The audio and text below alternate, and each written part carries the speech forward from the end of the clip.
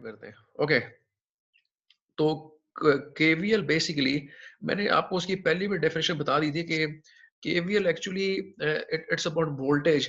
और वोल्टेज का लॉ जो है ये बताता था कि इसकी जो डेफिनेशन है वो कहती है कि जो अलजेब्रिक सम है of all the voltages around any loop in A circuit equal zero. अच्छा, यहाँ पे जो बातें नोट करने वाली हैं वो एक तो ये कि ये अलजेब्रिक सम, एक तो सम लेना होगा, ठीक है, किसका, वोल्टेजेस का, कहाँ, अराउंड एनी लूप। हम लूप का जिक्र कर चुके हैं कि लूप कैसे आइडेंटिफाई करते हैं वोल्टेज के सर्किट के अंदर, और लूप्स की क्या मतलब कि उसकी क्या एट्रीब्यूट्स होते हैं, उसकी क्या मतलब कि कंडीशंस होती हैं, how you can identify loops in a given circuit. तो हमने लूप्स आइडेंटिफिकेशन हम करते रहे इन द प्रीवियस लेक्चर्स। तो ये किसी भी लूप के अराउंड बात होती है, क्योंकि जो वो अलजेब्रिक सम होगा ना वोल्टेजेस का, ठीक है, around any loop in A circuit equal zero. ठीक है, तो इसका मतलब ये हुआ, कहने का मकसद ये है कि अगर आपके पास कोई भी लूप है जिसमें वोल्टेज, डिफरेंट वोल्टेजेस एग्जिस्ट करते हैं, तो अगर हम उन तमाम वोल्टेजेस का अलजेब्रिक सम लेंगे तो it should be equal to zero. ये ऐसे ही है जैसे कि मैंने यहाँ पे आपको बताया था। फॉर एग्जांपल मैं आपको दिखाता हूँ उसकी डायग्राम जो हमने पढ़ी थी केसीएल के केस में, ये कि ये जो केसीएल की एग्जांपल थी ना, ये थी with respect to the node. और नोड हमें पता है क्या होता है, जहाँ पे मल्टीपल ब्रांचेस आके कनेक्ट होती हैं। ठीक है, तो ये जो नोड है इस पर जितने ब्रांचेस इन्वॉल्व होते हैं, इन ब्रांचेस के साथ इनके रिस्पेक्टिव करंट्स होते हैं। तो हम क्या करते हैं, हमने ये केसीएल ने ये स्पेसिफाई किया था कि जो अलजेब्रिक सम होता है ऑफ ऑल द करंट्स, ठीक है, वो with reference to any given node, उनका जो अलजेब्रिक सम है वो जीरो होता है। और वो जीरो इसलिए होता है उस नोड पर जितने करंट एंटर और लीव करते हैं, जब आप उसको अलजेब्रिकली मेंशन करें, मैथमेटिकल से एक्सप्रेशन लिखेंगे, तो उसकी जो सम है algebraic sum that should be equal to zero. और इसका आसान ट्रांसलेशन ये है या मतलब ये है कि एक एक नोड से रिलेटेड जितनी भी ब्रांचेस होते हैं, उनके उनसे एसोसिएट जितने भी करंट्स होते हैं, उनमें ज़ाहिर कुछ करंट जो होंगे वो अप्रोच करते हैं टुवर्ड्स द नोड, कुछ लीव करते हैं।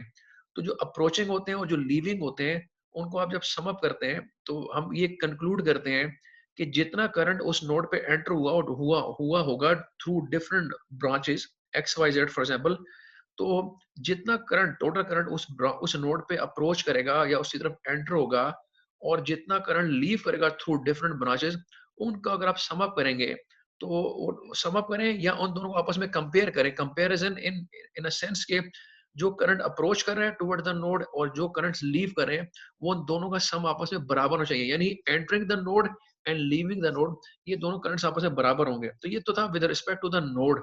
लेकिन जो लूप होता है उसमें उसमें बेसिकली हम ये देखते हैं, फॉर एग्जांपल ये आपको मैं एक सामने एक सर्किट दिखा रहा हूँ, ये जो आपको नजर आ रहा है हेयर, इसमें देखें ना, हमें पता है इसमें there is a single loop.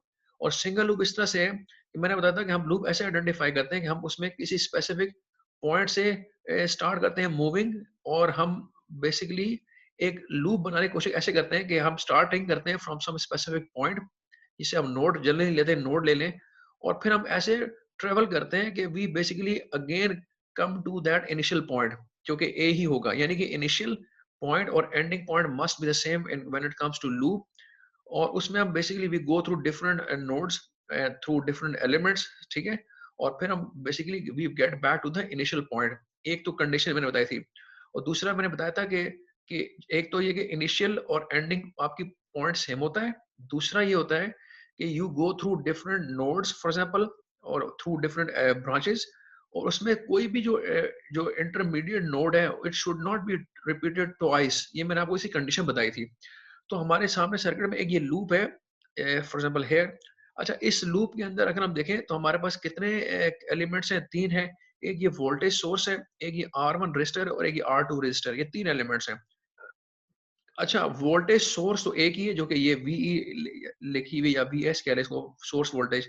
और मैंने आपको बताया था कि इस किस्म के सर्किट में जिसमें लूप होते हैं ना, लूप में या सीरीज सर्किट में वोल्टेज ड्रॉप्स होते हैं। ठीक है, यानी कहने का मकसद ये है कि इस सर्किट की वजह से, इस वोल्टेज सोर्स की वजह से एक करंट फ्लो करेगा थ्रू दिस सर्किट, ठीक है, और उसकी डायरेक्शन प्रॉपर भी मैंने बताया था, हम लेते हैं कन्वेंशनल करंट होता है जो कि पॉजिटिव करंट होता है, और उसकी हम डायरेक्शन कैसे स्पेसिफाई करते हैं, डायरेक्शन ऐसे स्पेसिफाई करते हैं कि इस वोल्टेज सोर्स की वजह करंट फ्लो करेगा, वो it will be moving like this, यहाँ से यूं मूव करेगा, फॉर एग्जांपल हियर यहाँ मूव करेगा। फिर ये इस पॉइंट पे आगे it will go downward, like वो डाउनवर्ड चला जाएगा हेयर, ठीक है, इस तरह डाउनवर्ड जाएगा, and then it will get back, फिर वो यहाँ से रिटर्न करेगा लाइक दिस, यहाँ पे रिटर्निंग, ये इसकी रिटर्निंग पॉइंट ऐसे, मतलब वो, तो अगर मैं इसको यूँ ड्रॉ करूँ तो it will be like moving in a circle like this, ऐसे वो एक सर्किल मूव कर रहा होगा, ठीक है, गोल। तो इसे हम कहते हैं लूप। इस लूप में करंट बेसिकली मूव करता रहेगा। अच्छा, अब क्वेश्चन ये है कि ये जो करंट यहाँ से फ्लो करेगा ना, इस फ्लो ऑफ करंट की वजह से इन रेजिस्टर्स के क्रॉस, यानी R1 और R2 के क्रॉस वोल्टेज डेवलप हो जाएंगे, ठीक है, वोल्टेज डेवलप हो जाएंगे। और दूसरा मैं, अच्छा, एक और इंपॉर्टेंट पॉइंट बताया था कि हमेशा हम जो लूप करंट की जो डायरेक्शन होती है ना, अगर पॉजिटिव करंट लेते हैं, जो कि मैंने बताया था कि पॉजिटिव टर्मिनल से फ्लो करता है वोल्टेज सोर्स के, और जाता है टुवर्ड्स द नेगेटिव टर्मिनल तरफ जाता है, and then it continues this way. तो मैंने बताया था कि हम पोलैरिटीज बेसिकली स्पेसिफाई करते हैं अक्रॉस रेजिस्टर्स, ठीक है, और एक पोलैरिटी का जो एक तरीकार है, जो स्टैंडर्ड मेथड होता है, वो ये होता है कि रेजिस्टर के जिस टर्मिनल के ऊपर करंट का एंटर होता है, उसे हम आइडेंटिफाई करते हैं, डिफाइन करते हैं। For example this is the positive terminal, for example, ठीक है, ये this will be a positive terminal, ठीक है। इसी तरह से जिस टर्मिनल से करंट फॉर एग्जांपल लीव कर रहा होगा, डेफिनेटली वो उसे हम नेगेटिव कह देंगे। यानी इसे कहते हैं पैसिव साइन कन्वेंशन। ये आपने जहन में रखना है कि लूप के अंदर करंट जिस रजिस्टर के पॉइंट ऑफ व्यू से कह रहा हूँ कि जिस करंट जिस रजिस्टर के टर्मिनल पे, जैसे ये आप ये टर्मिनल इसका लेफ्ट वाला, यहाँ से करंट एंटर होगा, यानी इस पे एंटर होगा और फिर से थ्रू करेगा, और देन वो दूसरे टर्मिनल से एग्जिट करेगा। तो यूजुअली हम क्या करते हैं, इफ इसकी भी कंडीशन ये, अगर आपको पोलैरिटीज गिवन ना हो, अगर गिवन होंगी फिर आप ऐसा नहीं करेंगे। हाँ, ये आपने ज़हन में रखना है। अगर पोलैरिटीज ऑलरेडी गिवन नहीं होंगी तो फिर आप ऐसा नहीं करेंगे, ठीक है। अगर सॉरी, फिर आप ऐसा करेंगे अगर पोलैरिटीज ऑलरेडी सर्किट में गिवन है रेजिस्टर का क्रॉस, उन्हें आप चेंज नहीं करेंगे। ये आपने ज़हन में रखना है। अगर आपको पोलैरिटी अक्रॉस रेजिस्टर्स गिवन नहीं है, तो फिर आप असाइन करेंगे polarities based on the method I am telling you right now. ये प्रोसीजर आप अडॉप्ट करेंगे, इसे हम कहते हैं passive sign convention. According to this you specify polarities across each resistor. तो अभी तो देखिए हमें इसमें तो एक नजर आ रहा है ना, फॉर एग्जांपल, चूंकि हमें यहाँ पता है, यहाँ पे इसने ऑलरेडी हमें दे दी है सारी, मतलब ये बना की पोलैरिटी। देखिए ऊपर माइनस प्लस लिखा हुआ है, यहाँ लिखा हुआ है प्लस माइनस लिखा हुआ है। तो ये एक सिचुएशन है। लेकिन समटाइम्स जब ये नहीं गिवन होगी, तो आप फिर आप वही मेथड्स अप्लाई करेंगे जैसे मैंने बताया। फॉर एग्जांपल, अगर मैं एक सर्किट बताऊं, जैसे ये एक सर्किट है, इस सर्किट को ले रहे हैं, ठीक है। अब इसमें वोल्टेजेस की पोलैरिटी अक्रॉस रेजिस्टर्स हमें गिवन नहीं है, तो और एक हमारे पास यहाँ पे करंट सोर्स गिवन है, ठीक है। तो इस पर्सपेक्टिव में हम ये कर सकते हैं कि हमें पता है, हम पैसिव साइन कन्वेंशन को अप्लाई करके पोलैरिटीज अक्रॉस रेजिस्टर डिफाइन कर सकते हैं। कैसे? कि लेट सपोज अगर मैं ये 30 ओम वाले रेजिस्टर को लूं, अब ये नीचे एरो बता भी रहा है कि करंट फ्लो कर रहा है from the left side of the resistor to the right side, यानी यूं मूव कर रहा है। तो अगर मैं इसको थोड़ा सा और क्लियर कर दूं, तो इसका मतलब ये हुआ करंट इसका 30 ओम के लेफ्ट से एंटर हो रहा है और राइट टर्मिनल से एग्जिट कर रहा है। तो इसका मतलब ये हुआ, according to passive sign convention, this will be the positive terminal here, this is the positive terminal, and this will be the negative terminal here, ठीक है। अच्छा देखिएगा, ये इसने यहाँ पर तो खुद ही बता भी दिया है, क्योंकि हमने देखा, इसका मतलब कि उसकी वजह ये कि करंट जब आएगा ना यहाँ से, तो यहाँ से फ्लो करेगा और यहाँ इस रेशे से डाउनवर्ड जाएगा, हेयर डाउनवर्ड फ्लो करते हुए जाएगा ना। तो इसलिए इसके वो अपर टर्मिनल पे एंटर होगा और लोअर टर्मिनल पे से एग्जिट करेगा।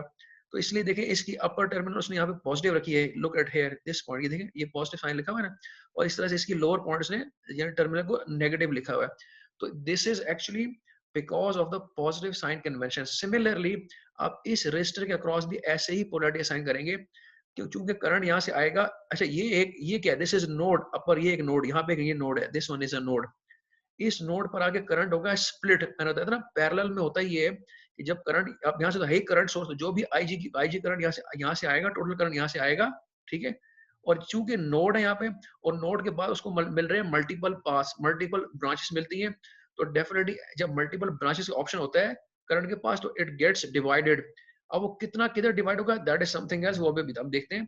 लेकिन एक्चुअली ये दोनों, इनमें दोनों में स्प्लिट होगा करंट, कुछ डाउनवर्ड फ्लो कर जाएगा जिसे हम लिख रहे हैं आई ए फॉर एग्जाम्पल, और कुछ यहाँ चला जाएगा, ठीक है। तो ये बेसिकली जो इस तरह दो में करंट स्प्लिट होगा, जो according to the KCL law, जो हमने केसीएल लॉ पढ़ लिया था। और IA जो करंट होगा वो डाउनवर्ड जा रहा है थ्रू 80 ओम रजिस्टर एंड जो 1.6 एम्पेयर है वो फ्लो कर रहा है 30 ओम के रजिस्टर से। और चूंकि ये दोनों सीरीज में कनेक्टेड हैं, तो आपको पता है सीरीज में करंट सेम होता है। तो अगर मैं कह रहा हूँ कि यहाँ अगर लिख रहा हूँ 1.6 एम्पेयर फ्लो कर रहा है, तो यहाँ से भी 1.6 एम्पेयर ही फ्लो करेगा 90 ओम से, क्योंकि दोनों आपस में सीरीज में कनेक्टेड है। सीरीज में इस तरह कनेक्टेड है कि इन दोनों का आपस में सिर्फ एक टर्मिनल डायरेक्टली कनेक्टेड है, दूसरा terminal is connected somewhere else. ठीक है, फॉर एग्जांपल इसका टर्मिनल यहाँ से कनेक्टेड है, इसका दूसरा टर्मिनल यहाँ से कनेक्टेड है, लेकिन चूंकि दोनों का एक टर्मिनल आपस में डायरेक्टली अटैच हुआ है, तो ये दोनों आपस में सीरीज में होंगे। अच्छा, तो this is how you specify the polarity across resistor. और सिमिलरली यहाँ भी पोलैरिटी बनेगी, इसके ऊपर ऊपर आप रखेंगे प्लस, क्योंकि इस पे एंटर होगा करंट, और इसका अपोजिट टर्मिनल जो हो जाएगा ये हो जाएगा नेगेटिव। इसे कहते हैं पोलैरिटी असाइनमेंट होती है, considering the passive sign convention rule. तो ये पैसिव साइन कन्वेंशन रूल आपने जहन में रखना है, और इसका मतलब ये होता है कि रजिस्टर के जिस टर्मिनल पे करंट एंटर होगा फर्स्ट, उसे आप पॉजिटिव पोलैरिटी असाइन करेंगे और दूसरे को नेगेटिव असाइन करेंगे। ये करते क्यों है, ये भी मैं आपको बता चुका हूँ। ये करते इसलिए है क्योंकि जब आप लूप के अक्रॉस वोल्टेजेस लिखते हैं ना, तो किस वोल्टेज, जैसे आपको आपको मैंने बताया था कि नोड पे कौन सा करंट पॉजिटिव लिखेंगे कौन सा नेगेटिव लिखेंगे, वो तो हमने उसकी डायरेक्शन के बेसिस पे लिखा था कि अगर कोई करंट फॉर एग्जांपल एंटर होता है टुवर्ड्स द नोड, अगर कोई अप्रोच कर रहा है, तो हमने ये डिसाइड कर लिया कि we will write it as a positive current. ठीक है, तो जब अगर एक अप्रोच कर रहे हैं उसको हम पॉजिटिव लिख रहे हैं, तो डेफिनेटली जो वहां से लीव कर रहा होगा उसे हम नेगेटिव में लिख लेंगे। या अगर आपने ये डिसाइड किया कि अगर एक करंट जो अप्रोच कर रहा है टुवर्ड्स द नोड, उसको हम नेगेटिव लिखते हैं, तो जो लीव करेगा उसको आप डेफिनेटली फिर पॉजिटिव से लिखेंगे। तो ये आपने डिसाइड करना है। इसी तरह से लूप के क्रॉस वोल्टेज जो लिखने का प्रोसीजर होता है, वो बेस्ड ऑन द पोलैरिटी होता है और करंट की फ्लो की डायरेक्शन के बेसिस पे हम लिखते हैं। जैसे कि मैं अभी आपको एक सिंपल सर्किट यहाँ दिखाता हूँ, इसी की एग्जांपल ले लेते हैं। फॉर एग्जांपल हेयर, तो इसमें अगर मुझे केवीएल की इक्वेशन लिखनी हो, बल्कि यहाँ देखें आगे केवीएल की एग्जांपल इसने दी हुई होगी, इसमें केवीएल की एग्जांपल देखते हैं। तो केवीएल में जैसे अब देखे ना, ये यहाँ से एक और मैं आपको पॉइंट बता दूं इम्पोर्टेंट। अब हमने अभी देखा कि करंट जो फ्लो कर रहा है इस रेस्ट, ये जो है ना, वो इस तरह फ्लो कर रहा है डाउनवर्ड्स, अपर से लोअर साइड में फ्लो कर रहा है। यानी consider a branch which forms part of a loop. अब ये फॉर एग्जांपल ये एक रेजिस्टर है जो कि किसी लूप का हिस्सा है, तो इसमें करंट जो फ्लो कर रहा है टुवर्ड डाउनवर्ड फ्लो कर रहा है।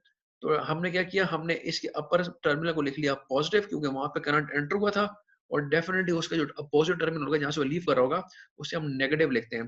तो इसका मतलब करंट की फ्लो फ्लो हो रहा है यूं दिस वे। ठीक है, अच्छा, और ये भी पॉसिबल है कि आपके पास एक ऊपर वाला नेगेटिव हो और नीचे वाला पॉजिटिव हो और करंट की डायरेक्शन नीचे दिखाई गई हो, यानी कि यू फ्लो कर रहा हो। ये इसका मतलब हुआ, if it is already given, तो इट मींस कि you can not change it. देखें, गिवन इंफॉर्मेशन को आप चेंज नहीं कर सकते। अगर if it is not given, then you will definitely assign the polarity as the way I told you now, just right now, और वो करंट की डायरेक्शन में हम स्पेसिफाई करते हैं। लेकिन अगर ऑलरेडी जैसे कि अब यहाँ पे एक, ये हमने जो अभी यहाँ पे एक अंडरस्टैंडिंग डेवलप की, ये तो इसका कॉन्ट्रेडिक्टरी यहाँ पर मिल रहा है हमें। ये तो हम देख रहे हैं कि ये नेगेटिव टू पॉजिटिव फ्लो कर रहा है, यानी करंट की डायरेक्शन वही टुवर्ड्स डाउनवर्ड्स ही है, लेकिन इस केस में अपर टर्मिनल को नेगेटिव लिखा हुआ है और नीचे को पॉजिटिव लिख दिया है। तो देखें, ये भी कर सकते हैं। ये सिर्फ इस पर्सपेक्टिव से बताया हुआ गया है कि आपके पास जो करंट का फ्लो है वो कैसे हो रहा है। इसका मतलब हुआ कि इस केस में ये पोलैरिटीज आपको गिवन होंगी, और जब आप देखेंगे कि अगर वो करंट की डायरेक्शन नेगेटिव टू पॉजिटिव की तरफ फ्लो कर रहा है, तो उस केस में आप उसको फिर अपोजिट पोलैरिटी से साइन से लिखेंगे। तो ये फर्क है इस पॉइंट में और इस पॉइंट में। तो ये आपने समझना है, एक करंट की डायरेक्शन होती है फ्रॉम पॉजिटिव टू नेगेटिव, एक होती है फ्रॉम नेगेटिव टू पॉजिटिव। इससे आप अगर आप हमारा करंट जो है वो पॉजिटिव टू नेगेटिव की तरफ फ्लो कर रहा है, तो उससे हम कहते हैं वोल्टेज यहाँ पर ड्रॉप होंगे। इसे हम जनरली कहते हैं वोल्टेज ड्रॉप। ठीक है, और अगर if the case is other way around, like from negative to positive अगर करंट फ्लो कर रहा है, तो इसे हम कहते हैं वोल्टेज राइज, और ये होता है नेगेटिव ड्रॉप। यानी कहने का मकसद ये है कि हम इसे नेगेटिव वोल्टेज लिखते हैं मतलब उस एक्सप्रेशन के अंदर। तभी तो देखें, एल्जेब्रिक सम जीरो बनेगा, इसलिए कोई ना कोई वोल्टेज तो नेगेटिव भी होगा ना। अगर सारे पॉजिटिव होंगे तो एल्जेब्रिक सम जीरो नहीं हो सकता। तो इसलिए वोल्टेजेस नेगेटिव भी होंगे अराउंड द लूप, तभी उनका जो एल्जेब्रिक सम है वो बनेगा जीरो। अच्छा, तो ये इस बेसिस पे, यानी यहाँ पे दो चीज हमने समझ ली। एक तो define the polarity across the resistor, वो डिफाइन कैसे करनी है, और फिर उस करंट का फ्लो जो है वो कैसे हो रहा है, from positive to negative terminal हो रहा है या from negative to positive terminal हो रहा है। इन दोनों केसेस में आप एक वोल्टेज ड्रॉप कहते हैं, एक वोल्टेज राइज कहते हैं। ठीक है, इस केस में, और एक को आप लिख लेंगे पॉजिटिव फॉर एग्जांपल और एक को लिख लेंगे नेगेटिव। तो ये आपने यहाँ से ये चीज़ हमें हमें समझ में आ गई। अब अगर देखते हैं कोई हमें आगे कोई सैंपल सर्किट मिलता है तो मैं आपको उससे करके दिखाता हूँ कि आप फॉर एग्जांपल कैसे डेवलप करेंगे इक्वेशन केवीएल की, और हम उसे कैसे वैलिडेट करेंगे according to the KVL law कि उसका अलजेब्रिक सम 0 बनता है। तो अच्छा, एक और चीज़ ध्यान में रखिएगा, ये जो केवीएल का लॉ है, इसका एक आसान मतलब बेसिकली इसका मीनिंग ये भी है कि जितने भी वोल्टेज ड्रॉप होंगे ना अक्रॉस द लूप, जैसे कि ये तो चले एक पैरेलल 2 कंपोनेंट्स कनेक्टेड हैं, और जितने भी अच्छा, ये एक बड़ी ज़बरदस्त एग्जांपल है, इससे मैं आपको समझाता हूँ।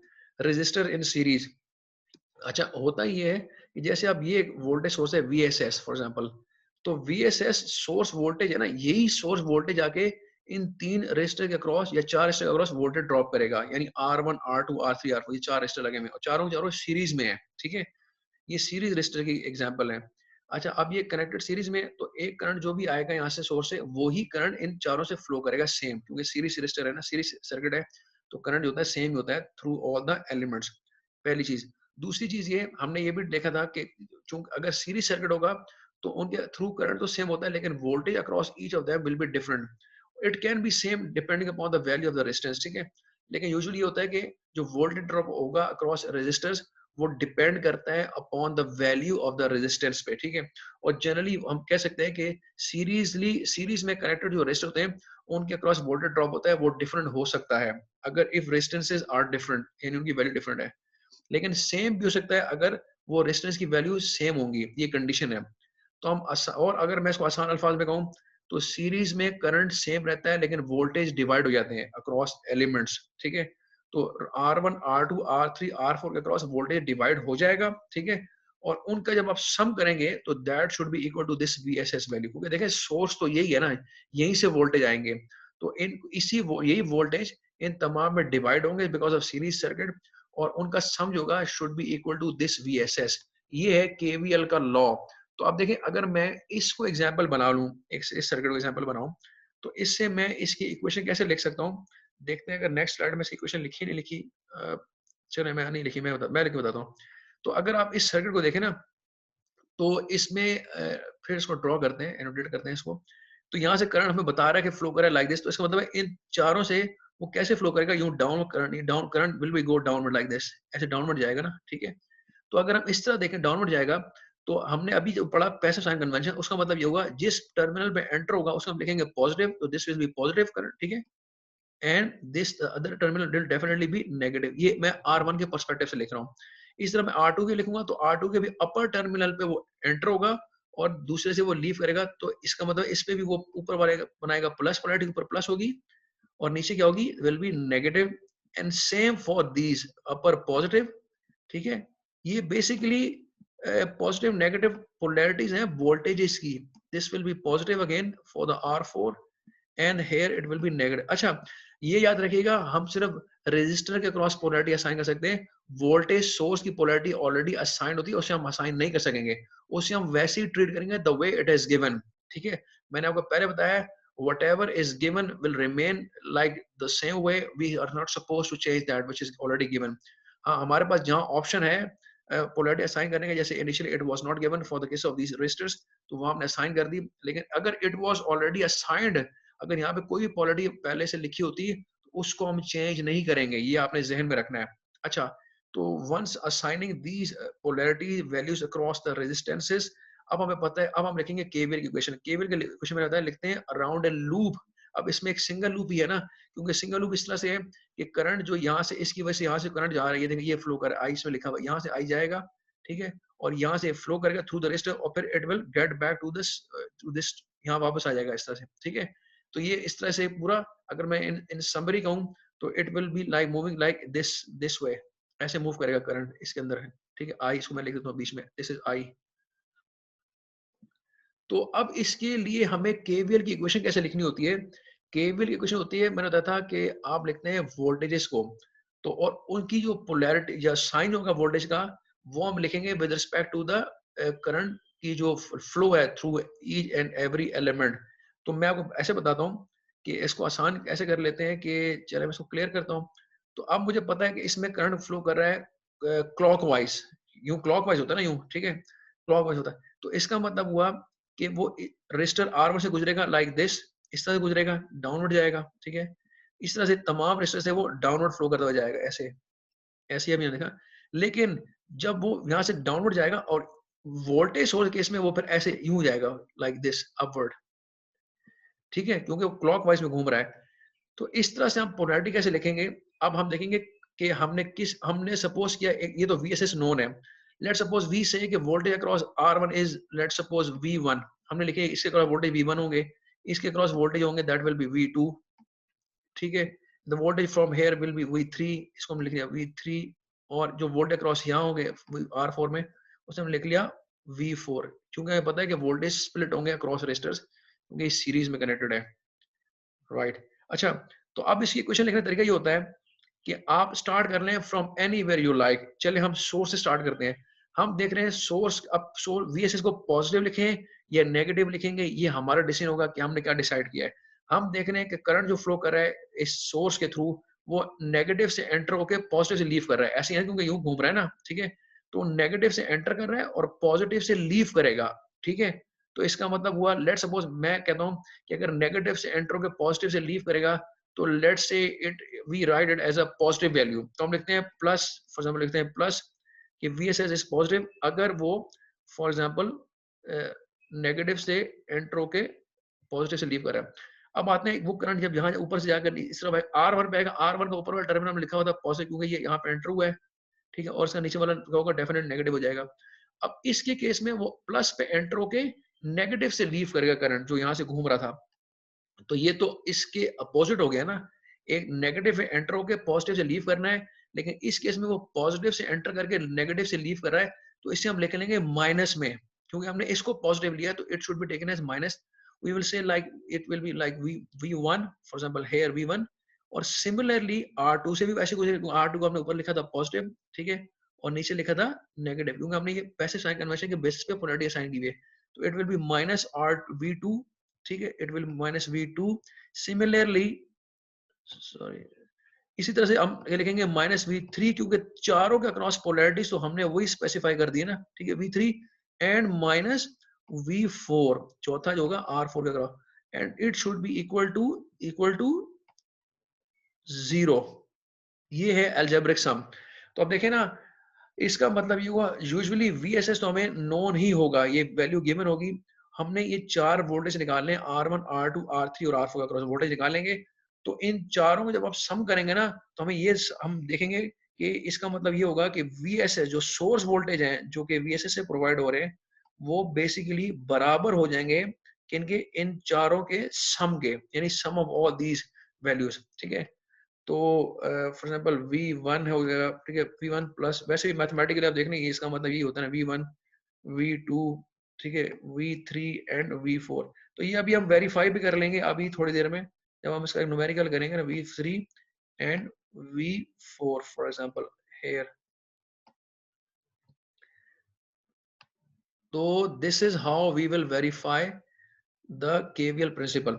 तो ये कहने का मकसद ये है कि इस स्लाइड से हमें जो चीजें समझ में आ रही हैं वो ये है कि एक तो याद रखिएगा KVL हम लगाते हैं लूप के ऊपर, but there can be multiple loops. अभी आपके गिवन इस केस में तो मैं सिंपल केस आपको बता रहा हूँ, एग्जाम्पल बता रहा हूँ, बट जनरली जो प्रैक्टिकल सर्किट्स होते हैं in which we have multiple loops, उस पे हम हर लूप पर ये KVL अप्लाई कर सकते हैं, ठीक है। वो भी मैं I will try to explain that situation as well, लेकिन अभी मैं एक सिंपल केस आपको एक्सप्लेन कर रहा हूं ताकि आपको अंडरस्टैंडिंग आपकी हो जाए। तो इसमें आप करंट की बेसिकली फ्लो देखते हैं, करंट फ्लो कैसे होगा। और वो मैंने आपको बताया कि हम यूजुअली जो पढ़ते हैं, जो वो पढ़ते हैं कन्वेंशनल करंट फ्लो, उसका मतलब होता है कि पॉजिटिव टर्मिनल से नेगेटिव टर्मिनल तक फ्लो करवाते हैं यूजुअली, अगर तो गिवन नहीं है। अगर कोई करंट की डायरेक्शन गिवन है तो उसे हम चेंज नहीं करेंगे, ठीक है। तो इस केस में हम अगर अब गिवन नहीं है तो वी विल सी कि हमने पॉजिटिव से फ्लो करवा के नेगेटिव फ्लो करवाना है। तो हम, और यूजुअली हम अगर हमें रेजिस्टर के अक्रॉस पोलैरिटी गिवन नहीं है तो हमने पैसिव साइन कन्वेंशन के मेथड के थ्रू उसके अक्रॉस पहले पोलैरिटी असाइन कर दी। जब हमने पोलैरिटी असाइन कर दी है, फिर हमने क्या किया है, हमने ये मैथमेटिकल इक्वेशन लिखी है फ्रॉम हेयर कि ये कैसे होगी, ठीक है। और इस तरह से हम इसको वैलिडेट भी कर सकते हैं कि VSS होगा इन चारों सम के बराबर होगा। अच्छा, सीरीज सर्किट का मैंने बताया था हम इजीली करंट फाइंड आउट कर सकते हैं, जो कि ये लिखा हुआ है I। वो कैसे कि आपको पता है कि according to the ohm's law I बराबर होता है V अपॉन R, और V तो हमें ये गिवन है, VSS टोटल होगा, और हमें चूंकि 4 इंडिविजुअल रेजिस्टेंसेस गिवन है, हमें चारों को सम अप करके एक सिंगल रेजिस्टेंस बना लेंगे R इक्विवेलेंट। तो क्या बन जाएगा, एक सिंपल सर्किट बन जाएगा, इसमें एक VSS वोल्टेज सोर्स होगी और एक सिंगल रेजिस्टर कनेक्टेड होगा जिसकी वैल्यू इन चारों के सम के बराबर होगी। तो उस केस में हम ओम्स लॉ लगा के करंट निकाल सकते हैं, जो करंट यहाँ से फ्लो कर रहा होगा। तो that is I is equal to VSS upon sum of all R equivalent, क्योंकि R1, R2, R3, R4 का सम होगा। वो करंट जब हमें पता लग जाएगा, तो वही करंट इस चारों में से फ्लो करेगा, क्योंकि हमने इन चारों को कंबाइन किया था ना, हमने कंबाइंड रेजिस्टेंस निकाल के एक करंट की वैल्यू कैलकुलेट की। तो वो करंट वी विल से कि that will be flowing from R1, R2, R3 और R4 because of series circuit.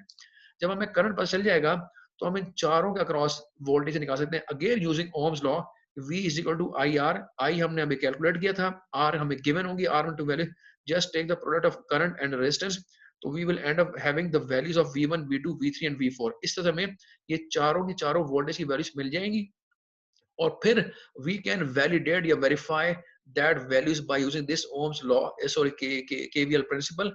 हम KVL principle को फिर हम यूज कर सकते हैं, और हम ये लिख भी सकते हैं। अच्छा, इस केस में इतना स्ट्रेट अवे आपको शायद इसकी जस्टिफिकेशन नजर ना आएगा हम KVL क्यों इस्तेमाल कर रहे हैं, लेकिन समटाइम्स होता ही है, हमें इसमें ना कोई वैल्यूज गिवन होती है। फॉर एग्जांपल हमें बता दिया कि R2 के क्रॉस वोल्टेज ये है, R4 के क्रॉस ये है, और फॉर एग्जांपल R3 के क्रॉस ये है, तो आप R1 के क्रॉस वोल्टेज क्या हो सकता है, और ये भी गिवन हो VSS।